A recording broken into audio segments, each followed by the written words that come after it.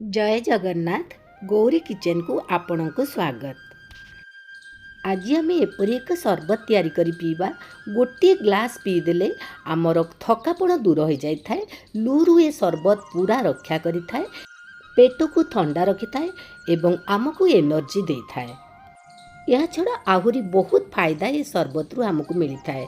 एपर्यंत जदि मोर YouTube channel को subscribe करि नांती बा प्रथम थर देखुचंती प्लीज थरे सब्सक्राइब करी बेल आइकन को क्लिक कर दियंतु। आपन को रेसिपीटी भल लागिले गोटे लाइक कमेंट करी सपोर्ट करिवे। आपनकर मतामत देई मते आगको पढ़िबा पई उत्साहित करिवे। आसंतु तैयारी करिबा। ये होची गोंद की तीरा। यह आपण को बिग बाजार बा जेकोसी ग्रोसरी शॉप रु मिली जिवो। आमे 4 ग्लास सरबत में यहीपरी 8-10 पीस गोंद की तीरा देदबा। से पानी देई भिजे की 4 ରୁ 5 घंटा कभर देकी रखिबा। आपण जानिचंती आयुर्वेद रे लिखा है ये गोंद की तीरा सरबत महौषधि भली। यह हम शरीर को बहुत फायदा दे थाए। ये होची सब्जा सीड्स। चिया सीड्स ठारू एतिरे अधिका विटामिन B12 आ ओमेगा 3 थाए। यह आपण सबु ग्रोसरी शॉप बिग बाजार रु पाई परिबे। यह चिया सीड्स ठारू अधिका एनर्जेटिक। यह आम भारतीय सीड्स।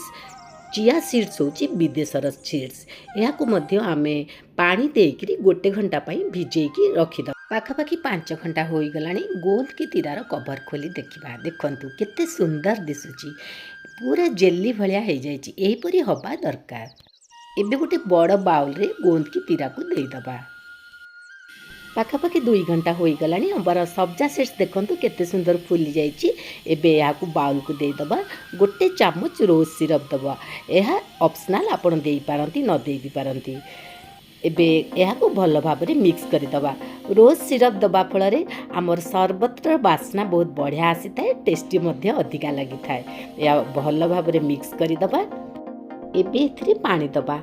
आपण जेते ग्लास सरबत तैयारी करिवे से हिसाब रे पानी देबे। आपण को मन हेले इतरे आपण सुगार ऐड करि पारंती।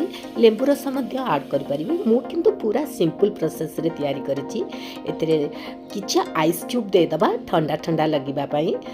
ठंडा ठंडा लगिले आमर सरबतटी पीवा को बहुत बढ़िया लगी थाए।